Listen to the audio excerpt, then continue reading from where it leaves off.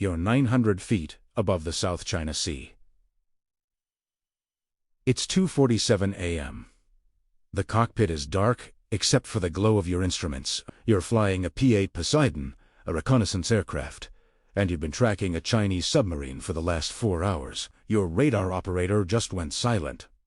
That's never good. Then you see them, the J-11 fighters, Chinese Air Force, rising through the clouds like ghosts. No lights, no radio contact, just the shadows, closing fast at 400 knots. Your co-pilot's hand moves toward the distress beacon.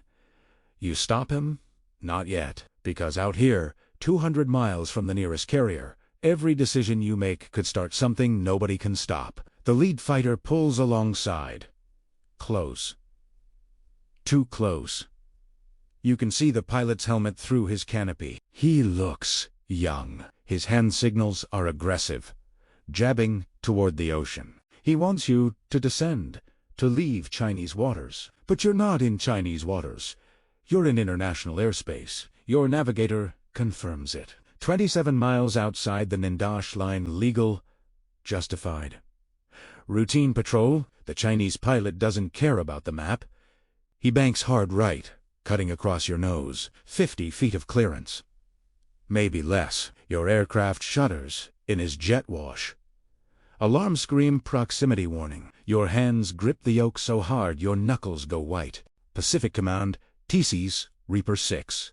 We are being intercepted by 2 PLAAF fighters. Unsafe maneuvers.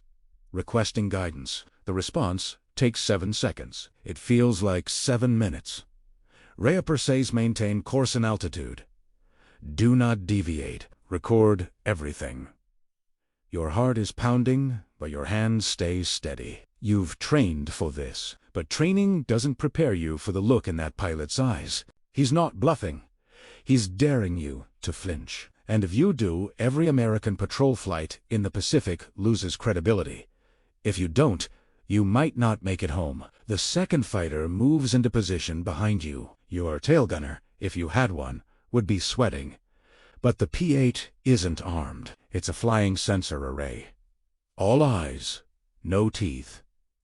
The Chinese know this. That's why they're here. To push, to test, to see if the rules still matter when no one's watching. The lead pilot drops lower, positioning himself directly in front of your nose. Then he cuts his speed, forcing you to slow down or collide. It's called a brake check. In a car, it's annoying. At 15,000 feet, it's deadly. Your co-pilot is yelling, "We need to break off. We need to turn around." You glance at your fuel gauge. 3 hours left, enough to make it back to Okinawa if you leave now. But leaving means they win. It means every flight after this gets harder. More dangerous, more brazen. Pacific Command, Reaper 6. Requesting confirmation. Do we hold course? Affirmative, Reaper 6. You are operating legally in international airspace. Do not deload. Your radar operator's voice cracks through the headset. Contact 3. Inbound from the west. Another one. Now, it's 3-on-1. The new fighter climbs above you, rolling inverted, so his belly faces your canopy. You can read the tail number. You can see the missile pylons. They're empty, but the message is clear. We could have, we didn't, but we could have. Your breathing slows. You force it too. Panic makes mistakes, and mistakes out here don't get second chances. The Chinese formation tightens. They're boxing you in, one ahead, one behind, one above.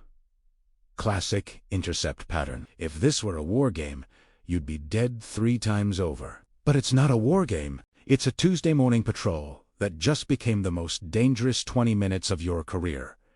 The lead pilot waves again. This time, it's not aggressive. It's almost polite. He's pointing down. He's giving you one last chance to comply, to turn her, to admit that international law is just words when the guns are real. You check your heading. Still northbound.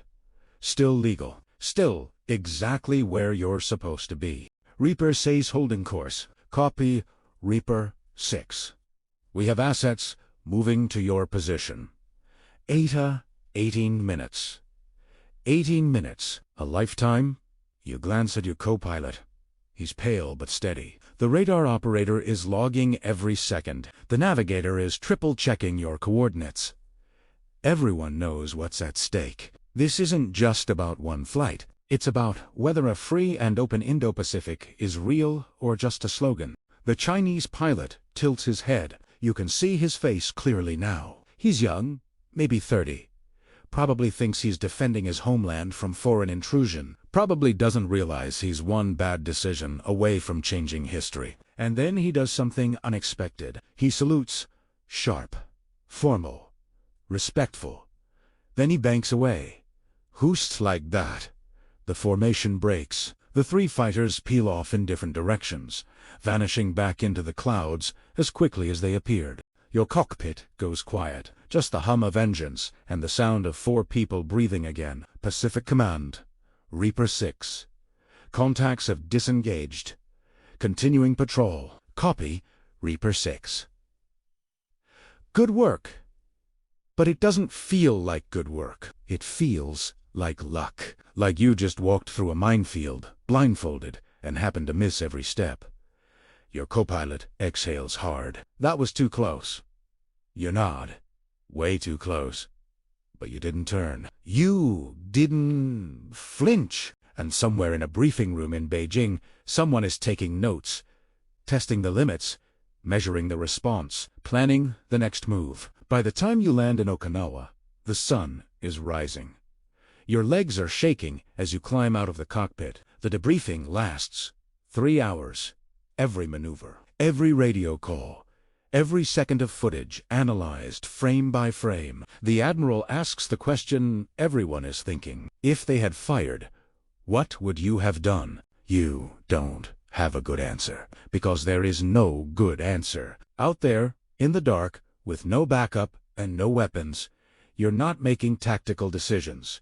You're making moral ones. Do you stand your ground and risk war, or do you back down and lose the peace?